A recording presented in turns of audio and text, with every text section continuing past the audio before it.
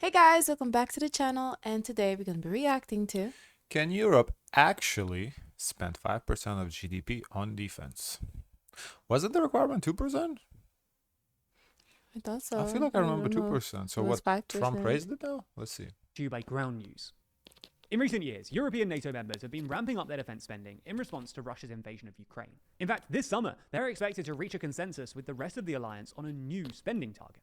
Last week, however, They have a new target. Whoosh. They barely struggling to be 2%. What are we doing about Wow. 5%? President Donald Trump raised some eyebrows when he said that he wants NATO members to spend a whopping 5% of their GDP on Wow. defense, more than double the current target, and much more than even America, which spends just over 3%. So in this video, we're going to look at how So basically, he want to spend more on defense. So his way to spend more on defense, he's like, well, everybody got to step up.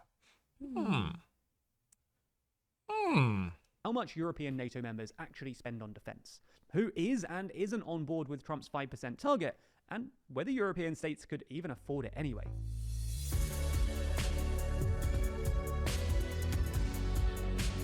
We're getting remarkably close to 1 million subscribers, and currently 72% of you haven't yet subscribed. So lend us a hand and subscribe today. Are we So subscribed? let's start with a bit of context.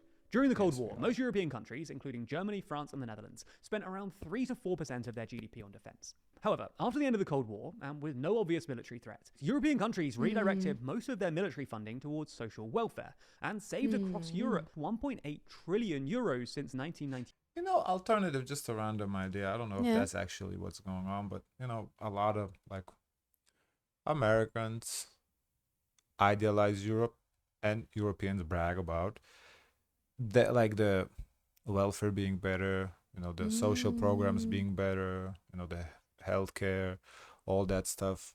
Maybe, you know, his way to decrease the quality of European social programs is to force them to spend more on defense. That way, we stop idolizing European social programs and stop bitching how bad we got here. I don't know. Maybe, maybe not. Just a thought. As a result of spending less money on defense, a phenomenon often described as a peace dividend. By 2006, most NATO members in Europe were spending less than 2% of their GDP on military and cut their budgets even further following the 2008 financial crisis. Whereas at the same time, the US's military budget was surging, especially following their invasion of Afghanistan and Iraq.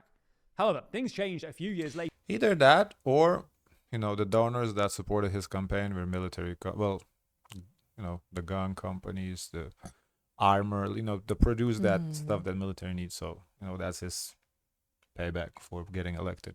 I think it has to be one of the two. Following Russia's annexation of Crimea in 2014. That year, NATO countries committed to an informal target of spending 2% of GDP on defense. Eastern European countries bordering were the most keen on ramping up spending, but only 3 countries in the entire alliance actually met the 2% target. 8 years later, Russia's full-scale invasion I of wonder, Ukraine prompted an those unprecedented countries that he mentioned, where do they stand in terms of raising the funds for defense? Oh, they met 2%. They met Lithuania is 2%. definitely at 2%. Yeah, they met because, well, you know, for them it's the most important. Like as we've seen in previous reaction, like Spain. Yes, Spain. yes, Who's yes. going to attack Spain? Morocco? You know, like what? 18% increase in defense spending across the alliance. As a result, 2/3 of member states in 2024, that's 23 out of the 32 members, fulfilled the 2% commitment, which is Well, but that's good, you know, that's kudos to the countries because it definitely, we see an improvement. Look at these numbers in 23 countries. So that's good job, everyone. up from just 10 countries who met the target in 2023. And collectively, the alliance is spending 1.4 Also, I think they met the target because they saw that Trump is coming in the office. So they're like, fuck, we better do this because, yeah. $7 trillion on defense this year.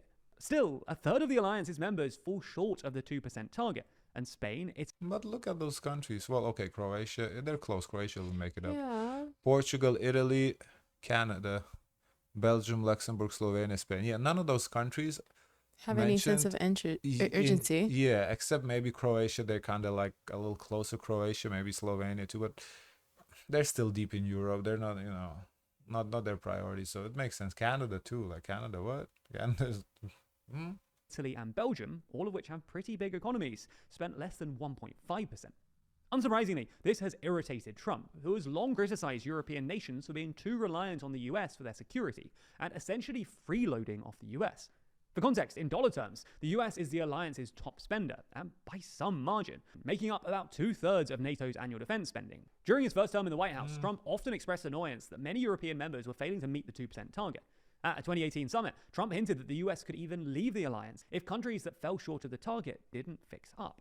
Then, during his campaign for the 2024 election, Trump reportedly told an unnamed European leader that if they were delinquent in their payments, he would not protect them under any circumstances from Russia. Now, though, Trump has actually doubled down on his threats and told NATO members that he wants to increase defense spending to 5% of GDP, more than double the current target.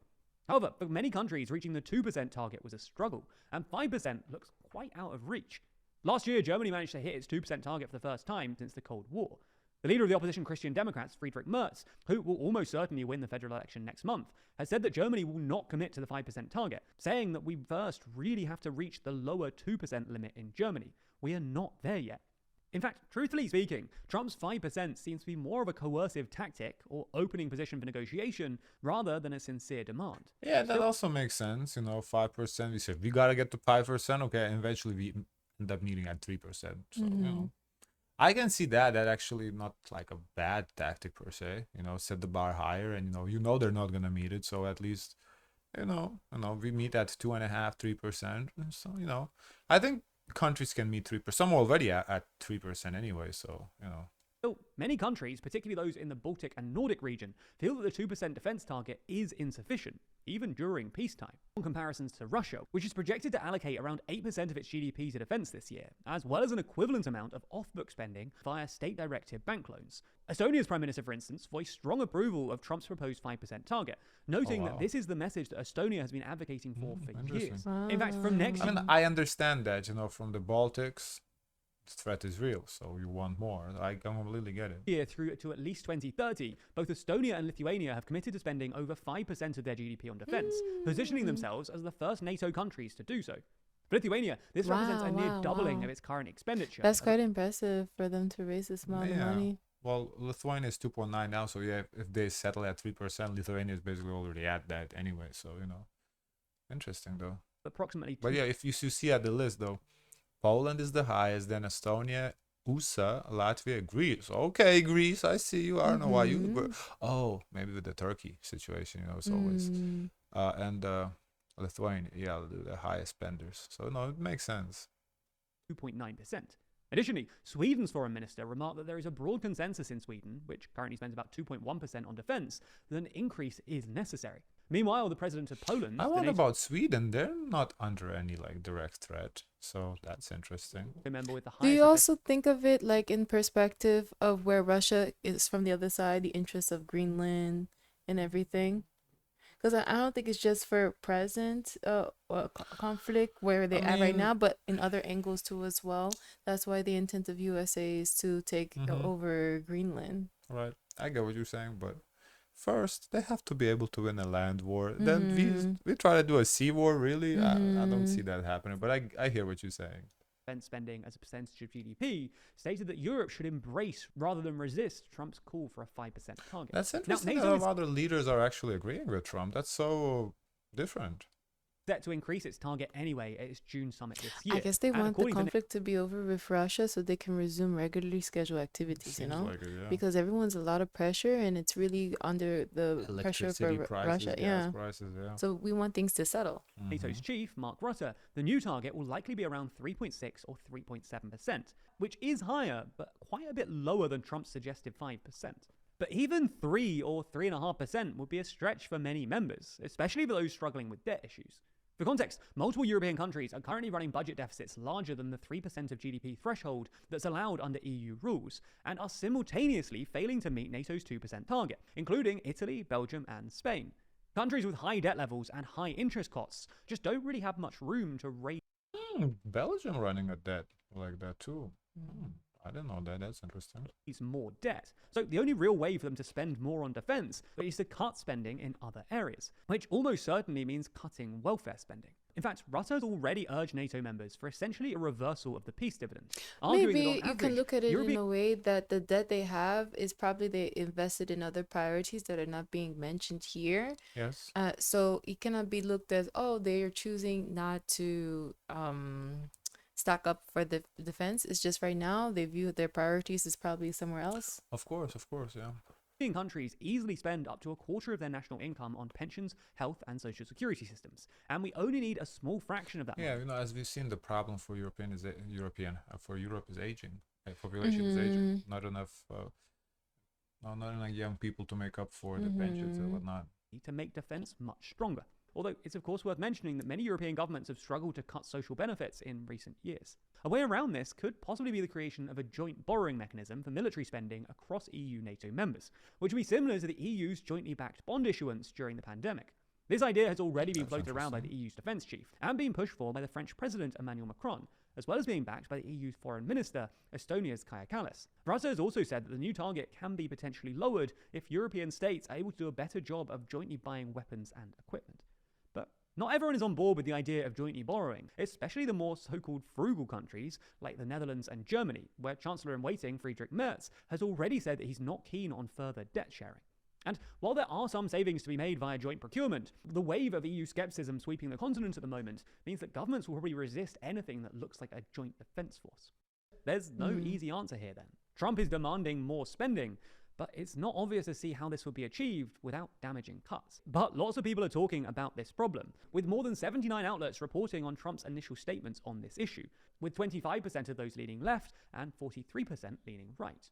On the left, outlets tend towards more aggressive terms like demand and I would think accuse. this would be an interesting topic for the right. You don't? It would be. Right, yeah.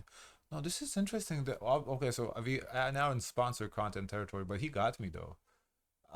Because this is very interesting website he's using. I wonder. Basically, they pick a topic, I guess, and they, like a fact checking, and then what size, which side focusing on. That's so interesting. I would Framing- think in defense it would be like the percentage is very different from what I would think it would be. What would you think it would be? Okay, so this is Trump will demand NATO increase on defense spending, I believe. Yeah, Was yeah, the whole yeah. the whole title? Yeah. So I would think, okay, maybe it is. No, the more. right, they're like military, pro-military. Yeah. So it makes sense. The right is more important than the left. The left really don't care. So, and what's interesting is also saying the left uses aggressive terms like demand and accused. Ah, that's right. Yeah. Oh, Whereas okay. the center I see. emphasizes I NATO see. criticism and floundering, suggesting a tone That's an inadequacy. interesting That is app. very interesting. Yeah, this is very interesting. Honestly, they got me with the sponsor content. Trump as being They segued confrontational good with into it. European allies, while the right characterizes Europe as failing to meet its obligations and letting the US down. And this is all possible thanks to our sponsor, Ground News. That's interesting. Wow. That's Ground really news. cool. Huh? Okay, ground news. I see you. Great ad. Got me. I mean, don't get me wrong. I'm not paying for news, but if it's free, I'll check it out. Guys, of course, let us know your thoughts. Don't forget to like, comment, and subscribe. Join the Discord. And as always, share as much kindness as possible.